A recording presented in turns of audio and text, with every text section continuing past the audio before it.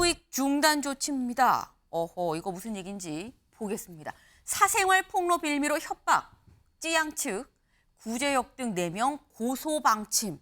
네, 찌양 소식입니다. 천만 유튜버 찌양. 지금 전 남자친구에 이어서 주변에 전 남자친구가 한 얘기를 들은 다른 유튜버들이 나를 협박, 공갈해서 돈을 갖고 갔다라는 취지의 얘기를 저희가 어제, 그제 전해드렸었습니다. 근데 관련해서 찌양 측에서 직접 관련자들에 대해서 고소를 하겠다라는 거죠. 법률 대리인이 뭐라고 얘기를 했느냐. 깊은 고민 끝에 억측을 조장하는 자가 있음을 확인한 점. 해당 인물은 공갈 사건에 관여한 자로서 사건의 본질을 흐리기 위한 것으로 보이는 점 등을 고려해 고소를 진행하기로 결정했다. 네. 뭔가 지금 말하는 사람 중에서 공갈 사건에 관여를 하고도 사건의 본질을 흐리고 있다? 참지 못하겠다. 고소할 수밖에 없네. 라는 얘기인 거예요. 얘기를 들어보면 이거 누구냐? 지금 고소 대상이 4명이라고 하죠. 구제역, 전국진, 그리고 범죄연구소 운영자 및 어떤 익명의 또 다른 협박자에 대해서 고소장을 제출을 하기로 했다고 하는데 지금 당사자들은 아닙니다라고 부인을 하고 있죠. 지금 고소자로 이 고소 대상이 된 구제역 입장에서는 어제 직접 검찰에 출두를 했습니다. 그 모습 같이 보고 오시죠.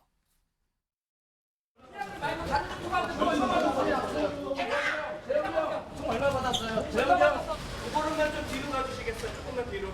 네. 저는 찌양님에게 공갈 협박을 한 사실이 없습니다. 그에 대한 내용은 제가 영상을 통해 공개한 음성 녹취와 오늘 검찰에 제출할 저의 핸드폰에 점겨 담겨 있으며 이는 검찰 수사를 통해 명명백백히 밝혀질 것이라 믿어 의심치 않습니다. 그리고 다시 한번 저의 실수로 인해 평온한 일상을 잃어버리게 된 찌양님께 대하여 고개 숙여 사과드립니다. 네, 지금 구제역은 얘기를 합니다. 나는 공갈 협박한 적 없고 오히려 찌양을 보호하려고 했는데 결과적으로 이렇게 된 이 점에 대해서는 미안하다라고 얘기를 해요. 근데 찌양이 이 법률 대리인 쪽에서 한 얘기를 보면 신현영 의원님, 찌양 쪽에서는 약간 얘기가 다른 것 같아요. 지금 구제역은 내가 찌양을 보호해 주려고 다른 유튜버들 입을 막아주려고 그래서 그런 거다라고 얘기를 하는데 찌양 쪽에서는 그게 본질을 사건 본질을 흐리는 거야라는 취지인 것 같거든요. 각자의 지금 주장이 엇갈리고 있는 네. 상황이죠. 사실은 찌양 측에서는 제2, 제3의 찌양의 피해자를 막기 위해서라도 본인이 이번에는 제대로 밝혀내겠다. 그리고 제대로 고소고발해서 법적인 수사에 의뢰를 하겠다라는 입장인 것이죠. 찌양이 과거에 그런 여러 가지 드러내고 싶지 않은 그런 약점을 이용해서 이런 사이버 레카라고 하는 유명 유튜버들이 여러 가지 돈을 갈취하고 협박하고 그동안 폭로를 하겠다라는 여러 가지 그런 찌양에 대한 그런 압박을 가했기 때문에 그런 부분에 있어서 지금 유튜버들의 그런 과열된 양상에 대한 부작용들이 적나라하게 드러난 사건이라고 보이는 겁니다. 뭐 어제 이 구제역이 중앙지검에 자진 출두를 하긴 했지만 아직까지는 뭐 수사를 받을 수 있는 준비 단계가 되지 않은 것이기 때문에 그냥 발언만 하고 다시 돌아가긴 했지만 추후에는 명백하게 뭐 이원석 검찰총장도 이야기한 만큼 제대로 된 수사 그리고 사실관계 판명을 위해서 핸드폰 그리고 유튜버의 방송 등 여러 가지 부분에 있어서의 진위를 밝혀낼 필요가 있어 보입니다. 네.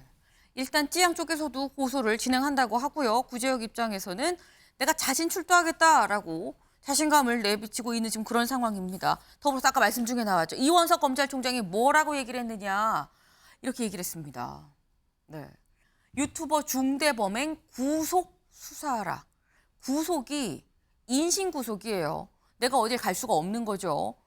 구치장에 들어가 있는 겁니다. 굉장히 어떻게 보면 두려울 수 있는 그런 상황인 건데 구속해서 수사하라. 엄중하게 다뤄야 된다라는 얘기를 한 겁니다. 네.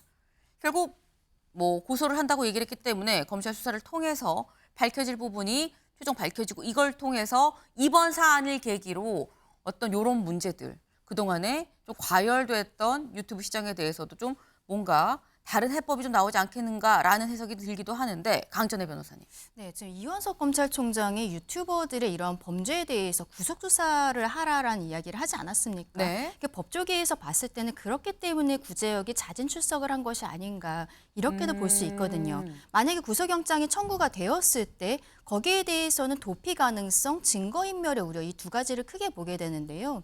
본인이 자진 출석을 했다라는 것은 도피 가능성이 없다라는 어필을 하고 싶은 것이고 네. 그 지금 이야기를 했지만 본인의 휴대폰을 이미 제출을 했다라는 이야기를 하고 있습니다. 그렇다면 휴대폰이라는 것이 어떻게 보면 가장 중요한 증거일 수 있기 때문에 증거인멸의 우려가 없다라는 것을 어필하기 위해서였던 것이죠.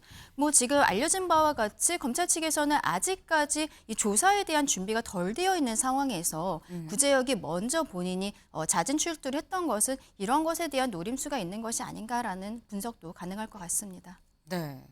지금 휴대전화를 제출을 자진해서 하고 자진 출석한 거가 증거인멸, 도피 가능성, 구속의 요소를 없애기 위해서, 해소하기 위해서 먼저 좀 선수를 친 거 아니겠느냐라는 취지의 말씀도 있었어요. 그래서 결론적으로 다음 기사 보겠습니다.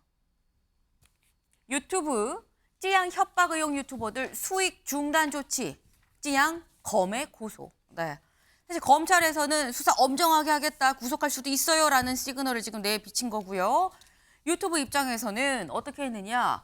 이런 협박 의혹에 휘말린 유튜버들에 대해 이 관련된 유튜버들에 대해선 수익을 중단할 수 있는 이런 조치를 취했다라는 겁니다. 이걸 보겠습니다. 유튜브 관계자 동아일보에 뭐라고 했느냐?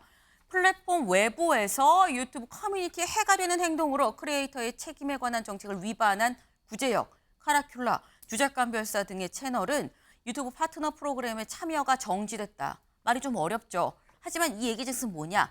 해당 채널들은 유튜브에서 수익을 창출할 수가 없게끔 됐다라는 겁니다. 이 유튜브 채널을 운영하는 사람이 타인한테 해를 입히려고 했거나 학대 및 폭력에 가담을 했거나 플랫폼 안팎에서 부적절한 행위를 한 경우엔 유튜브는 불이익을 줄 수 있다라는 게 약관에 있기 때문이다라는 얘기예요. 네. 그래서 한편으로는 서영주 대변인님, 네. 구속 수사와 수익 중단과 둘 중에 어떤 게 더 무서울까라는 생각이 들기도 합니다. 수익이죠. 0.1초 만에. 이런 말하자면 사이버 레카를 하면서 개인의 어떤 사생활을 폭로하고 이 폭로 자체가 공익도 아니고 그다음에 이게 진실이 아닐 수도 있고요.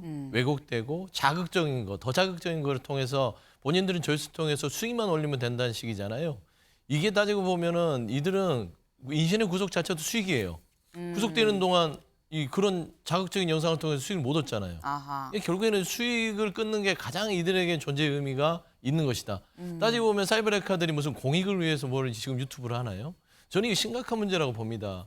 이 말하자면 개인에 대해서의 어떤 사생활을 어떻게 캐내서 그게 사실인지 아닌지도 확인 절차도 거치지 않고 퍼뜨려서 사람들한테 더 자극적인 어떤 접근을 하게 만드는 거. 그래서 돈 벌려는 거. 저는 엄단을 했어도 벌써 했어야 되고요. 이 부분에 대해서는 왜 제가 이걸 굉장히 우려를 했냐면 이렇게 사회적인 부분에서 그 개인이 고통을 당하면 사회적 죽음뿐만 아니라 물리적 죽음으로 이어질 수 있잖아요. 그다음에 유튜브라는 뉴미디어 자체의 신뢰도 떨어지는 겁니다. 저는 이런 부분들은 강력하게 법적 제재를 통해서 퇴출을 시키고 네. 이렇게 유튜브라는 이 뉴미디어의 이 말하자면 그 좋은 점도 있지만 나쁜 점들이 있어서도 이런 선례가 되지 않도록 지금 단호한 조치들이 이제서야 이루어진다는 자체가 조금 아쉽긴 하다. 좀 그런 말씀 드립니다. 네. 지금 말씀하신 게 0.1초 만에 구속 여부보단 수익 중단이 훨씬 더 뼈아프게 다가올 거다라는 말씀을 하셨어요. 이 얘기인즉슨 구속은 사법당국에서 공식적으로 좀 직접적으로 취할 수 있는 조치긴 하지만 그것보다도 더 타격을 입고 두려울 수 있는 부분은 오히려 유튜브, 구글 쪽에서 얘기하는 이런 이 사적 제재 조치일 수도 있다라는 거죠. 근데 그렇다고 하면 사실상 지금은 강전혜 변호사님, 네.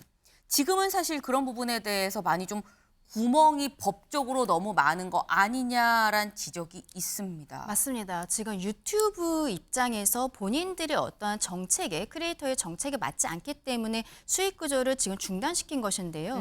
뭐 우리 그동안에 계속 이야기를 했지만 한국에서 어떤 문제가 있을 때 유튜브 측에다가 뭐 알려달라라든지 아니면 저것을 내려달라라든지 했을 때 유튜브가 한국 회사가 아니기 때문에 받아들이지를 않는 부분들이 있습니다. 네. 이번 상황에 있어서는 유튜브가 자체적으로 수익 중단 조치를 내렸지만 만약에 그렇게 되지 않았을 때 우리가 대한민국에서의 어떤 사법 정책상 이것을 중단해달라고 요청하기도 쉽지는 않은 부분들이 있거든요. 네. 그렇기 때문에 지금 뭐 사이버 레카 문제라든지 아니면 SNS와 관련해서 뭐 텔레그램 같은 경우에도 한국 회사가 아니기 때문에 서버에 대한 문제들이 있는 점 이런 것들에 대해 전체적으로 한번 정책적으로 다시 검토를 해봐야 되는 부분도 있지 않을까라는 생각도 하고 있습니다. 네.